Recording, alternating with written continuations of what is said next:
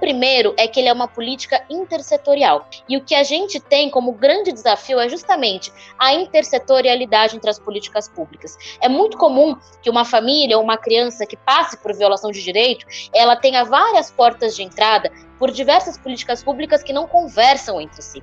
Então, por exemplo, uma família que tem uma mãe que pode estar fazendo um pré-natal e tem uma criança que passa o dia na rua, existe muitas vezes um UBS atuando naquele caso, um CREAS atuando naquele caso, uma escola atuando naquele caso, uma equipe de abordagens de rua atuando naquele caso, ou então as políticas de segurança pública atuando nesse caso, muitas vezes, não na garantia de direitos, mas na criminalização de quem está na rua. Então essas políticas não se conversam e dessa maneira não conseguem pensar exatamente na prioridade que é o futuro dessa criança. Existe uma tradição, existia, antes dessas discussões novas, uma tradição de pensar qualquer política para criança em situação de rua como uma única linha, que era tirar a criança de rua, tirar a criança na rua e colocar num albergue, num abrigo temporário. E esse PL 253 de 2021 é muito mais amplo, porque pensa possibilidades de garantia de direito, entendendo que estar na rua em si não é um crime, mas que ter seus direitos violados na rua é.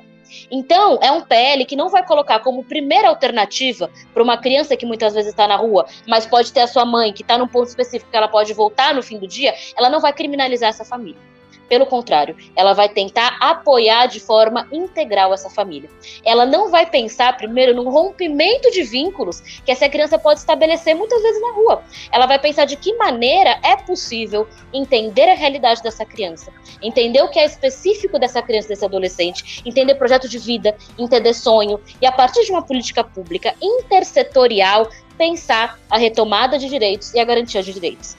Pensar que é possível que ela acesse políticas públicas e entenda, que a saída da rua pode ser uma transição, não precisa ser uma quebra, não precisa ser uma ruptura. E entender que a rua não pode ser um espaço que represente tanto risco para a criança. É muito comum escutar dos trabalhadores das políticas públicas, em especial os que trabalham, na abordagem social, que as crianças têm e adolescentes têm um fluxo, Então elas sabem a hora que elas vão tomar café da manhã em tal horário, sabem qual lugar que elas têm umas possibilidades de pedir no farol em tal lugar, sabe qual lugar que ela tem que se deslocar para almoçar, é o chamado fluxo, que é uma organização interna, precária, que existe como uma rede de sobrevivência. O fluxo não pode ser política pública. Ela entende que o abrigamento não é a saída única.